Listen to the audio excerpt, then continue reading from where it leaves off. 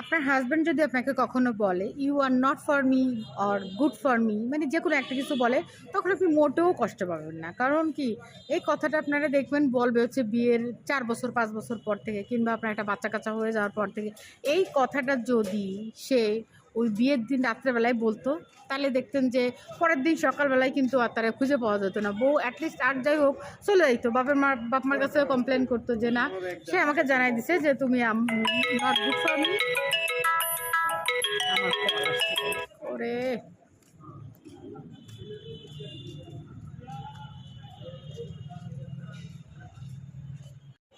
একটু মনের কথা কইতে নিছিলাম, তার মধ্যে দেখেন দারোয়ান আমার কল দিয়ে ফেলাইছে।